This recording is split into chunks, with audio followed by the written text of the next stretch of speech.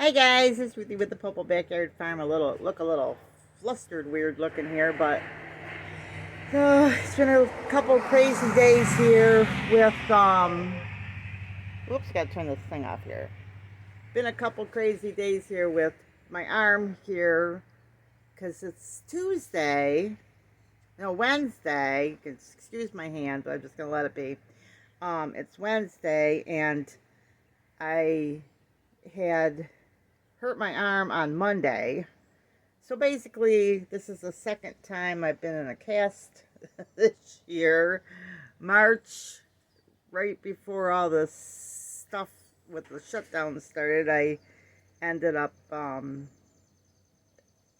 my wrist. And this time, the doctor said I really did it, because it's like I cracked a bone and broke a bone, and then they had to snap it back, which this was a lot more painful than the first one. But just keep me in prayer. But I thought this might be of interest to people that, maybe some of this is new to you. But one good thing is, because I've already been through it before, I kind of know some things, like, it might help you. Number one, try above all else to not take your cast off yourself, which I did the first one. Number two, which I did like the day before I had to go to the doctor's. You see all these videos on taking off your cast, and let me tell you right now, it is a lot harder than you think. It's not what you see, because I saw some videos online and I thought it would be easy, and it was not. Number two is try not to get your cast wet, because that is so irritating. Right from the get-go, try not to get it wet, because there's going to be things that are going to come up, like you're going to have to wash your hands and things like that, and don't overdo it, and don't feel guilty. I really think, and Clay and I had a big discussion about this, I think, because I'm like, why is this happening? And I feel like God is trying to teach me to slow down and not be Johnny on the spot, because sometimes I'm always in a hurry to get this and that done, and I'm almost 60, so, I'm 57. I'll be 58 in October, so I feel like that. But now for some fun stuff, because, what I'm going to be doing the next couple of weeks, of course, I'll be watching videos, and there's an audio thing on my phones and things, so I can watch videos. I prayed and asked God this to be the most fun time, and you guys can do the same if you're going through stuff. And my wrist, they say, could always be a little weaker because of a break, but I'm going to believe that it is stronger than before. But I have, just so you can see, I have my tablet out here so I can watch videos and make videos. I have my Kindle out here so I can read books. I have a little bag of chips out here. I don't know if I can see everything, that I've been snacking on for weeks. Seems like. My glasses, which I have on now.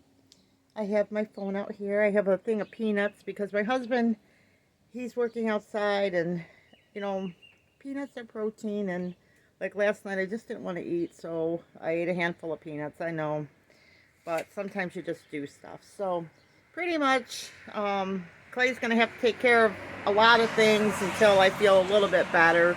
I don't want to be like, you never want to baby yourself, because that's not good. But I tend to overdo and do things I shouldn't do. And I talked to the doctor about it. Like, right after I took it off the first cast, I moved a 600-pound couch. Clay said, don't do it. Of course, I had to move it. I went to pick up a concrete eagle, and he's like, don't do it. And of course, I had to do it.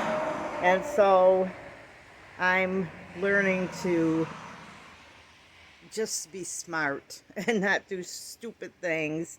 And as far as the initial accident, there was nothing to help that. There was a branch in the road, or in the pathway. It was a root from a tree, but I was hurrying. I was in a hot hurry to get back in the house. We'd been gone all day, and so as you get older, you have to slow down. I'm going to rest my elbow. You have to slow down, and you can't feel guilty about it, and you're not lazy, and you're not a bad person. But the point of that is to say this: if you don't take care of yourself, I'm moving my phone around, so sorry about this, guys. If you don't take care of yourself, then you can't take care of other people, and you're not being selfish. You're actually being selfish when you do those things, because if you don't take care of you, you're not taking care of other people. That has been a problem with me, and it was funny because I was talking to other people this week about the same kind of thing, only they had different circumstances, and we weren't even talking about my arm, but they were talking because it happened before my arm. But basically, people that like always help other people, what they do is they don't ever take care of themselves, and then they burn themselves out to the last, and there's nothing left of them, and then they can't help anybody. So it's actually selfish not to take care of yourself. So I think God's teaching me to slow down and to take care of me and not to feel guilty. And Clay's like, Ruthie, I can wait. I can wait for my drink of water. I can wait. You don't have to sit there and rush to do things. And it's just the way I was raised. I always think I was raised like that little girl on The Sound of Music.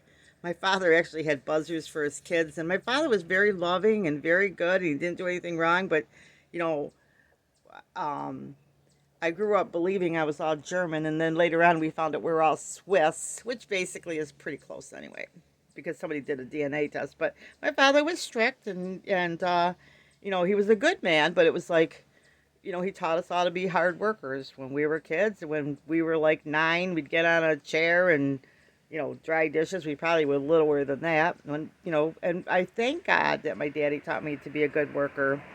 But as you get older, you have to use your common sense and grow up and embrace that part of your life, because if you don't, you're hurting all the other people that could benefit from your wisdom, from your cooking, from your things. And it's just like, if my husband wants a drink of water and I don't rush right to it, it's not going to hurt him to get up and get a drink of water. If I'm 10 minutes longer doing something, to wait to sit with Clay on the front porch, maybe he wanted to have a few more minutes to pray, you know what I mean? And I don't have to do everything, and I don't have to be there for everybody all the time, and for myself. Now, see this at my nose? I fell, actually. This is showing you a little miracle that I did not break my nose. I did not get a concussion. I didn't smash my teeth out. All I did was hurt a wrist that, to be honest with you, and I talked to the doctor about this stuff, you know, about moving the couch. It's like my wrist, I might have actually hurt it in moving the couch, and maybe God let me fall again to fix it right, since I was already doing things I shouldn't have. So, you know, maybe this is, you know, confession is good for the soul. So if you break your arm, or you get hurt, or if you're a person that does for other people all the time and never does, you know, you're always trying to please, and a lot of us are that way. A lot of us are that way. You need to realize that if you don't take care of you, you can't help other people. And you're not being giving, you're actually being selfish, because you're supposed to love your neighbor as yourself. So you take care of yourself. You get up in the morning, you brush your teeth, you comb your hair, you take a shower, you help out, you know, you make your coffee, and get yourself going and get yourself strengthened. You take periods through the day that you yourself re-strengthen yourself. A lot of times I'll do a craft or something like that. You know, working with your hands is good.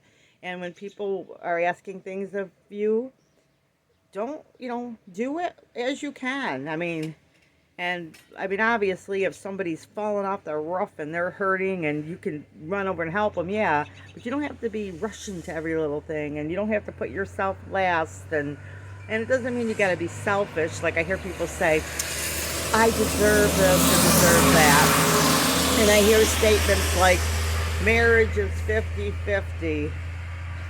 In my opinion, you're delusional, because marriage is 100%, because everybody has to give 100% of themselves. Or I hear people say stuff like, it takes two and 100%, you know, if someone gets a divorce. No, one person can get a divorce all by themselves.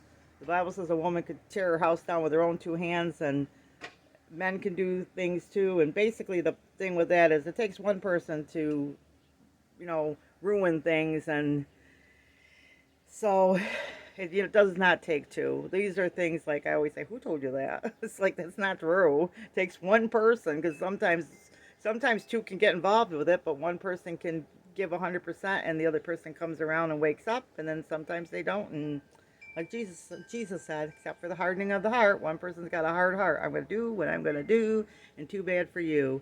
But this is not to give you, this video is not to give you permission to be selfish.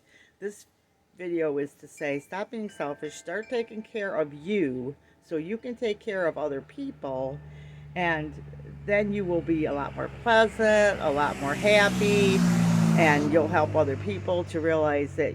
I did another video on boundaries. You can see that too. Like, sometimes it's not even other people that are making you do these things. It's you yourself, the way you were raised, the way you're wired.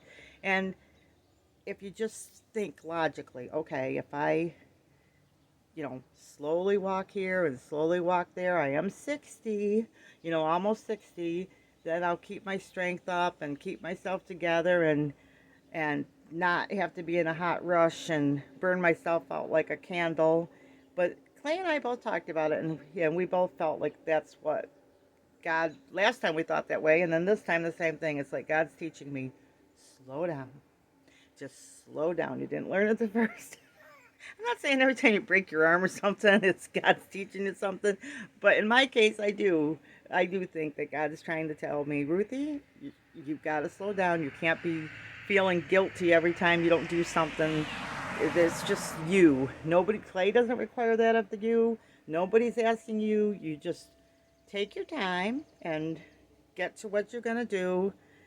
And Clay and I are like the military. We do more than most people do by noon than most people do all week long. And that doesn't mean, there's some of you out there that are like that. So I don't have to feel guilty if it takes me 20, 30 minutes to do my plants. Stop and enjoy your life and don't be in such a hurry, because all you're doing is burning yourself out, and then you become a burden. Now Clay has to help me, and so did I really help him? No, because now he's got to get all my stuff and do all my things for me, and so I would have done better being slow. So hopefully this is the last time I have to go through a lesson like this. And it's, like I said, this is just my opinion. I just feel like I'm always in a hot hurry. And I wanted to document this to remind myself and encourage you if you're the same thing. Not, just slow down. Take it easy. And you don't have to break your arm or your leg. You just use your common sense. If you're 58, 59, take it easy. If you're younger, and learn to just get what you got to get done, take care of you, and then you take care of other people from the overflow and that type of thing. So I hope you got that. I hope you understand what I'm saying. But anyway, here's my wrist. I got a nice green cast on. I wanted something bright and happy. And this, I'm believing, is going to be the best time, the most fun time. I'm going to enjoy this time. I'm going to sit out in the sun and enjoy my life and have fun. And figured, everything will get done when it gets done. And it's like it was a long winter here in upstate New York, so everything will get done when it gets done. Don't take life so seriously. So the lesson was learned, and so now I'm going to enjoy the fun of sitting around reading books, filming, watching YouTubes, and learning how to be one-handed, how to write one-handed, work one-handed. Who knows? Maybe I'll get to be one of those people that could use both of my hands at the same time. So anyway, I hope this was fun for you guys to hear. I hope that you think about this when you lay in bed at night, and I hope you have a good laugh on my expense that I did this to my hand. Okay, guys, like, subscribe. Hope you enjoyed the talk with me. Just think of me as your mother, your daughter, your granddaughter, your friend. Just a little girl talk here, or family talk, me and my family on YouTube. Okay, like, subscribe, and remember, big or small, you too could be a backyard farm. God bless. I'm gonna have to reach up with my finger. Oh. Yeah. I'm trying to turn this off. Well, let's see, guys. I'll put it down here. Get to see my nice ceiling.